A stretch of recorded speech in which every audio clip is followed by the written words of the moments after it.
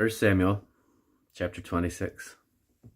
And the Ziphites came unto Saul to Gibeah, saying, Doth not David hide himself in the hill of Hachilah, which is before Jeshimon? Then Saul arose and went to the wilderness of Ziph, having 3,000 chosen men of Israel with him, to seek David in the wilderness of Ziph. And Saul pitched in the hill by Hachilah, which is before Jeshimon by the way. But David abode in the wilderness, and he saw that Saul was come after him into the wilderness. David therefore sent out spies and understood that Saul was come in very deed. And David arose and came to the place where Saul had pitched. And David beheld the place where Saul lay, and Abner the son of Ner, the captain of his host, and Saul lay in the trench, and the people pitched round about him. Then answered David and said to Ahimelech the Hittite and to Abishai the son of Zeruiah, brother to Joab, saying, Who will go down with me to Saul to the camp? And Abishai said, I will go down with thee. So David and Abishai came to the people by night, and behold, Saul lay sleeping within the trench, and his spear stuck in the ground at his bolster. But Abner and the people lay round about him. Then said Abishai to David, God hath delivered thine enemy into thine hand this day. Now therefore let me smite him, I pray thee, with the spear, even to the earth at once, and I will not smite him the second time. Then David said to Abishai, Destroy him not, for who can stretch forth his hand against the Lord's anointed and be guiltless? David said furthermore, As the Lord liveth, the Lord shall smite him, or his days shall come to die, or he shall descend into battle and perish. The Lord forbid that I should stretch forth mine hand against the Lord's anointed.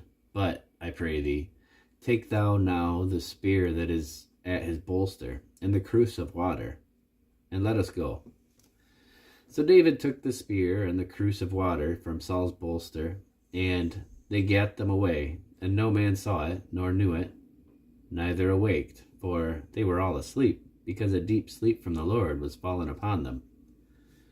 Then David went over to the other side, and stood on the top of an hill afar off, a great space being between them. And David cried to the people, and to Abner the son of Ner, saying, Answerest thou not, Abner? Then Abner answered and said, Who art thou that criest to the king? And David said to Abner, Art not thou a valiant man? And who is like to thee in Israel? Wherefore then hast thou not kept the Lord thy king? For there came one of the people in to destroy the king thy lord. This thing is not good that thou hast done. As the Lord liveth, ye are worthy to die, because ye have not kept your master the Lord's anointed. And now see where your king's spear is, and the cruse of water that was at his bolster. And Saul knew David's voice, and said, Is this thy voice, my son David? And David said, It is my voice, my lord, O king. And he said, Wherefore doth my lord thus pursue after his servant? For what have I done, or what evil is in mine hand? Now therefore I pray thee, let my lord the king hear the words of his servant. If the Lord have stirred thee up against me, let him accept an offering.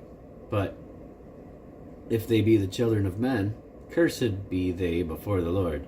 For they have driven me out this day from abiding in the inheritance of the Lord, saying, Go, serve other gods.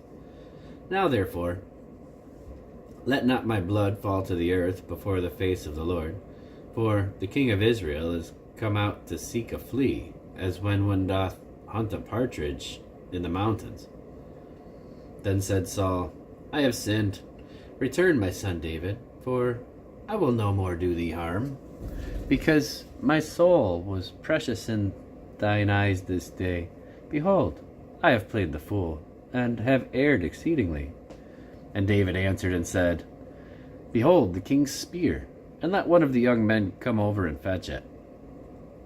The Lord render to every man his righteousness and his faithfulness, for the Lord delivered them into my hand today. For the Lord delivered thee into my hand today.